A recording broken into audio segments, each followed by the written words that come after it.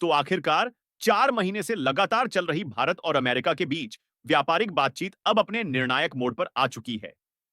ये 4 महीने सिर्फ औपचारिक मीटिंग्स, कागजी समझौते या प्रेस रिलीज का मामला नहीं थे, बल्कि ये 4 महीने दो वैश्विक शक्तियों के बीच रणनीतिक सोच, कूटनीति, दबाव, धैर्य और देशहित के बीच एक जटिल संतुलन साधने का समय था।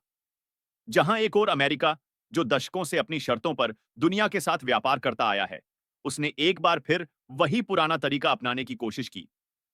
पहले छोटे छोटे लाभ दिखाओ, कुछ सेक्टर में थोड़ी छूट दो और उसके बदले में बड़े समझौते करवा लो। वहीं दूसरी ओर भारत, जो अब वैश्विक मंच पर न केवल अपनी जगह बना चुका है, बल्कि मजबूती से अपनी शर्तें भी रखता है, उसने इस बार अमेरिका की इस पुरानी रणनीति को पहले ही भांप लिया और स्पष्ट कर दिया कि इस बार किसी भी प्रकार का समझौता केवल भारत के दीर्घकालिक हितों को देखकर ही होगा। यह जो मिनी ट्रेड डील अब आकार ले रही है, वह केवल एक साधारण व्यापार समझौता नहीं है, विचार का प्रतिबिंब है, जिसमें भारत अब अपने हर निर्णय को जनता के हित, किसान की सुरक्षा, उद्योगों के विकास और युवाओं के भविष्य की कसौटी पर रखकर ही आगे बढ़ता है। जब भारत की वार्ता टीम 2 दिन पहले अमेरिका पहुंची थी, तो उसके पास केवल दस्तावेज या समझौते के मसौदे नहीं थे, बल्कि वह अपने साथ लेकर गई थी एक स्पष्ट विचारधारा, एक ठोस संकल्प और यह मजबूत संदेश कि भारत अब न दबाव में फैसले लेगा और न ही किसी विदेशी लालच में अपने मूल्यों से समझौता करेगा। अमेरिका की ओर से सबसे बड़ी कोशिश यही थी कि वह भारत के कृषि और डेयरी बाजार में अपनी बड़ी कंपनियों जैसे टाइसन फूड्स और जीएम को एंट्री दिलवा सके। साथ ही अमेरिका चाहता था कि जेनेटिकली मॉडिफाइड यानी जीएम बीजों, सोयाबीन, कॉर्न और डेयरी प्रोडक्ट्स के लिए भारत अपने दरवाजे खोल दे। लेकिन भारत की टीम ने शुरुआत से ही स्पष्ट कर दिया कि कृषि केवल व्यापार का विषय नहीं है, यह भारत की संस्कृति, परंपरा और खाद्य सुरक्षा का मुद्दा है। भारत ने साफ कहा कि ऐसे किसी भी प्रोडक्ट को भारत में प्रवेश नहीं मिलेगा जो न केवल हमारे किसानों की आजीविका को खतरे में डाले, बल्कि हमारे पारंपरिक कृषि मॉडल और मिट्टी की उर्वरता को भी नुकसान पहुंचाए। भारत का यह स्टैंड केवल भावनात्मक नहीं था, बल्कि इसके पीछे ठोस वैज्ञानिक, पर्यावरणीय और सामाजिक कारण थे। उदाहरण के लिए, भारत की खेती आज भी लाखों छोटे और सीमांत किसानों पर आधारित है, जो परंपरागत बीजों, स्थानीय संसाधनों और सामुदायिक ज्ञान पर निर्भर हैं। यदि अचानक विदेशी जीएम बीज बाजार में उतारे जाते हैं, तो यह हमारे किसानों को कंपनियों के बीजों पर निर्भर बना देगा और बीजों की कीमतों पर उनका कोई नियंत्रण नहीं रहेगा। साथ ही जीएम फसलों के कारण जैव विविधता भी खतरे में पड़ सकती है और लंबे समय में यह खाद्य श्रृंखला को भी प्रभावित कर सकता है। इसलिए भारत ने न केवल इन प्रोडक्ट्स को लेकर साफ शब्दों में मना किया, बल्कि जब अमेरिका ने इस पर दबाव बनाना चाहा, तो भारत वीटो तक गया और वहां अमेरिका की कृषि सब्सिडी और व्यापारिक नीतियों को खुली चुनौती दी। यह वही भारत है जो कुछ साल पहले तक वैश्विक मंचों पर केवल सुनने वाले की भूमिका में रहता था, लेकिन आज भारत सवाल भी कर रहा है, चुनौती भी दे रहा है और अपने हितों की रक्षा भी कर रहा है। वहीं एक और बड़ा मुद्दा था टेस्ला और इलेक्ट्रिक व्हीकल्स को लेकर।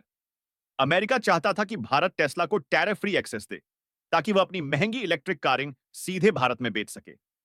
लेकिन भारत ने स्पष्ट किया कि अगर टेस्ला को भारत के बाजार का फायदा चाहिए, तो उसे भारत में निवेश करना होगा, फैक्ट्री लगानी होगी, रोजगार पैदा करना होगा और टेक्नोलॉजी ट्रांसफर करना होगा। सिर्फ अमेरिका में उत्पादन करके भारत में आकर कारें बेचना अब संभव नहीं होगा, क्योंकि अगर ऐसा होता है, तो इससे भारत के अपने उद्योग, जैसे कि महिंद्रा, टाटा मोटर्स और अन्य घरेलू कंपनियां जो ईवी सेक्टर में रिसर्च और इनोवेशन कर रही हैं, उन्हें भारी नुकसान होगा। इसलिए भारत की नीति बिल्कुल स्पष्ट थी।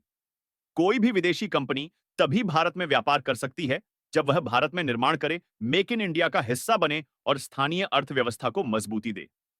अमेरिका की एक और चाल थी डाटा लोकलाइजेशन पर छूट मांगने की। यानी कि वह चाहता था कि भारत अपने नागरिकों का डाटा अमेरिका में स्टोर करने की अनुमति दे। लेकिन भारत ने इस पर भी स्पष्ट रुख अपनाया। हाल ही में भारत ने digital personal data protection act पास किया है, जो केवल एक कानून नहीं, बल्कि डिजिटल युग में राष्ट्रीय संप्रभुता का प्रतीक है। भारत ने कहा कि डाटा वही नया तेल है और इसकी सुरक्षा उतनी ही आवश्यक है जितनी कि देश की भौगोलिक सीमाओं की। भारत ने साफ कह दिया कि गूगल, अमेज़न, माइक्रोसॉफ्ट जैसी कंपनियों को अगर भारत में व्यापार करना है, तो उन्हें भारत के कानूनों और डाटा सुरक्षा नियमों का पालन करना होगा। कोई भी समझौता जो भारत की डिजिटल स्वतंत्रता या नागरिकों की निजता को खतरे में डाले, वह कतई स्वीकार्य नहीं होगा। इस मुद्दे पर भी भारत ने अमेरिका के आगे झुकने से इनकार कर दिया। टैरिफ को लेकर अमेरिका की शिकायत भी आई कि भारत अपने इंपोर्ट पर बहुत ज्यादा टैक्स लेता है। इस पर भारत ने बड़ी सूझबूझ से जवाब दिया कि भारत का टैरिफ स्ट्रक्चर किसी भी देश को टारगेट करने के लिए नहीं, बल्कि घरेलू जरूरतों और उत्पादन क्षमताओं के आधार पर तय होता है। जो वस्तुएं भारत में बड़े पैमाने पर बनती हैं, उन पर इंपोर्ट टैक्स ज्यादा होता है ताकि घरेलू उद्योगों की रक्षा की जा सके, जैसे दूध, पनीर, वाहन, उर्वरक आदि। वहीं जो उत्पाद भारत के लिए आवश्यक हैं, लेकिन जिनका घरेलू उत्पादन नहीं है, जैसे कि कच्चा तेल, हीरे, विमान के कलपुर्जे आदि, उन पर भारत कम टैक्स लगाता है। यह नीति सिर्फ आर्थिक समझ नहीं दर्शाती, बल्कि भारत की आत्मनिर्भरता की दिशा में उठाया गया ठोस कदम भी है। और यही बात अमेरिका को अब समझ में आ रही है कि भारत केवल व्यापार के नाम पर सब कुछ खो देने वाला देश नहीं है, बल्कि वह हर कदम सोच समझकर और अपने नागरिकों के हित को ध्यान में रखकर उठाता है। इस व्यापारिक चर्चा में एक और महत्वपूर्ण मोड़ आया जब भारत ने यह कहा कि अगर अमेरिका भारत के बाजार में एंट्री चाहता है, तो भारत के उत्पादों को भी अमेरिकी बाजार में बराबरी के साथ जगह मिलनी चाहिए। यानी अगर तुम हमें अपना मीट, डेयरी, टेक्नोलॉजी देना चाहते हो, तो हमें भी हमारे चावल, आम, कृषि उपकरण, इलेक्ट्रिक गाड़ियां, सॉफ्टवेयर और सेवाओं को बराबरी की शर्तों पर अमेरिकी बाजार में पहुंचाने का अवसर देना होगा। यह बात भारत ने पहले भी कई बार उठाई थी, लेकिन इस बार भारत ने साफ शब्दों में यह कहकर बता दिया कि व्यापार एक तरफा नहीं, बल्कि संतुलित होना चाहिए। अंततः यह जो मिनी ट्रेड डील आकार ले रही है, वह इस बात का प्रतीक है कि भारत अब केवल आर्थिक आंकड़ों के लिए नहीं, बल्कि दीर्घकालिक स्थिरता, आत्मनिर्भरता और वैश्विक न्याय के आधार पर अपने निर्णय ले रहा है। यह डील एक उदाहरण है कि भारत न तो किसी भी विदेशी दबाव में झुकेगा और न ही किसी चकाचौंध में फंसेगा। वह सिर्फ उसी दिशा में बढ़ेगा जहां राष्ट्रहित सर्वोपरि हो। और यही कारण है कि अब अमेरिका को भी समझ में आने लगा है कि भारत अब किसी के दबाव में चलने वाला देश नहीं रहा। यह भारत 21वीं सदी का भारत है, युवा, आत्मविश्वासी, तकनीकी रूप से सक्षम और नीति के स्तर पर परिपक्व। और इसी कारण आज दुनिया भारत को एक निडर, जिम्मेदार और भरोसेमंद शक्ति के रूप में देख रही है। अब जब दोनों देशों ने यह लक्ष्य तय किया है कि 2030 तक आपसी व्यापार को 500 अरब डॉलर तक ले जाना है, तो यह और भी जरूरी हो जाता है कि समझौते पारदर्शिता और समानता के आधार पर हों। भारत ने यह साफ कर दिया है कि अगर कोई देश भारत से व्यापार करना चाहता है, तो उसे भारत के कानून, नीतियों और आवश्यकताओं का सम्मान करना होगा। तो दोस्तों, यह सिर्फ एक मिनी ट्रेड डील नहीं, बल्कि भारत की कूटनीतिक दृढ़ता, आत्मविश्वास और रणनीतिक परिपक्वता का प्रमाण है। भारत ने पूरी दुनिया को यह संदेश दे दिया है कि हम अब किसी भी प्रकार की असमानता, दबाव या समझौते की राजनीति को स्वीकार नहीं करेंगे। अगर आपको भारत से व्यापार करना है, तो भारत की शर्तों पर करना होगा। और यह फैसला न केवल सरकार का है, बल्कि उन 140 करोड़ भारतीयों का है जो चाहते हैं कि भारत आत्मनिर्भर बने, मजबूत बने और दुनिया में अपने दम पर खड़ा हो। तो अब बारी आपकी है।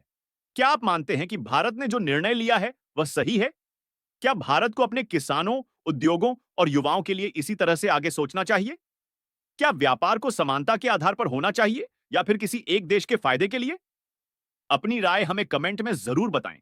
वीडियो को लाइक करें, शेयर करें और हमारे चैनल को सब्सक्राइब जरूर करें। जय हिंद, जय भारत, जय श्री राम।